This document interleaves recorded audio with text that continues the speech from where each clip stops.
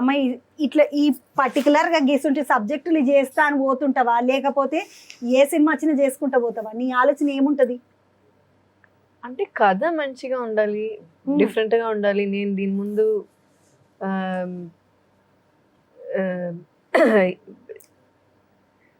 What I didn't do before అలాంటి characters ఉండాలి. So అలా చూస్తున్నప్పుడు ఇది ఒక వెరైటీగా ఉంది. నాకు కామెడీ జానర్ చాలా ఇష్టం. ఇది కొంచెం సటైరికల్ కామెడీ, వేరేలాంటి కామెడీ. సో ఇలాంటివి కూడా ఎప్పుడు చేయలేను కదా. సో అందుకని అలాంటి క్యారెక్టర్స్, చేయలేని క్యారెక్టర్స్ చూస్ చేసి అలా. అంటే మొదలు ఎప్పుడు ఇట్లాంటి పాత్ర చేయలేదు అనుకున్నవి వస్తే ఇక చేస్తాం, మంచిగా అనిపిస్తాయి. కాకపోతే కామెడీ జానర్ ఇష్టం. కామెడీ చాలా ఇష్టం వర్క్ చేయడానికి. వేరే జోనర్స్ కూడా, హారర్ అవన్నీ కూడా ఉన్నాయి. కామెడీ చాలా ఇష్టం వర్క్ చేయడానికి. తమ్మి నీ సంగతి ఏంది?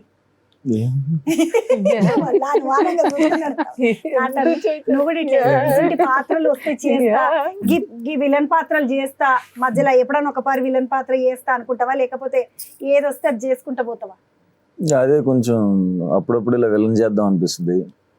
అలా విలన్ చేసిన తర్వాత మళ్ళీ విలన్లు అడుగుతారు, అవి రిజెక్ట్ చేసి ఎప్పుడో ఒకసారి విలన్ చేసి. తమిళంలో చేస్తున్నామంట విలన్? అవును. అంటే తమిళోళ్ళకి అయితే విలన్ చేస్తావు, మనోళ్ళకి చేయవా? మనోళ్ళకి ఇట్టు చేసేగా. ఒకసారి చేసినావు, ఇక ఇడిచిపెట్టేసినావు. అక్కడ ఒకసారి చేస్తాం అంతే. మళ్ళీ చేస్తాను తర్వాత బాగుంటే, అంతే రోల్ బాగుంటే చేస్తాను. పాత్రలు బాగుంటే చేస్తావు అంతే కదా, పాత్రలు బాగుంటేనే చేస్తాను. కదా ఇదే కదా. బాగోపోతే ఏం చూస్తావు తమ్మి? ఒక సినిమా ఒప్పుకోవాలంటే ఏం చూస్తావు? మొదలు కథ బాగుండాలి, పాత్ర కథ, ఇంకా తర్వాత డైరెక్టర్, ప్రొడ్యూసర్. అంటే పైసలు ఎగ్గొట్టే ప్రొడ్యూసర్లు కాకుండా జరిచ్చే ప్రొడ్యూసర్లను చూసుకుంటారా? ఎందుకంటే పాపం వరుణ్ తేజ్ గిట్లా చెప్పిండు ఒక రోజు, నాకు అక్క నాకు ఇయ్యని సినిమాలు మస్తున్నాయి అక్క అన్నాడు. పాపం పిల్లగాడు. నీకు ఎప్పుడన్నా ఉన్నాయి ఆ చెల్లె అట్లా పైసలు ఎగ్గొట్టిన సినిమాలు? ఇంకా పైసలు తర్వాత ఇస్తామని ఇయ్యనోళ్ళు ఉన్నారా ఎవరైనా? కీర్తి సురేష్ అకౌంట్ లో కూడా ఇస్తుంటే ఖాతాలు ఉన్నాయి.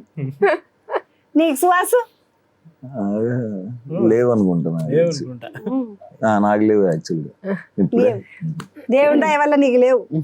పాపం బుజ్జి చూడడానికి ఇట్లున్నది కానీ ఈ అకౌంట్ లో కూడా ఉన్నాయి ఇయ్యని ఖాతాలు. నీ సంగతి ఏంది తమ్మి? నీకైతే పైసలు ఇచ్చిందా మేడం? రాధిక మేడం మొత్తం ఇచ్చేసి సుత్త చేసింది కదా. ఇక ఏం లేవు రాధిక, మేం లేవు కదా వీళ్ళకి లెక్క పత్రం ఏం లేదు మనకు సినిమాని.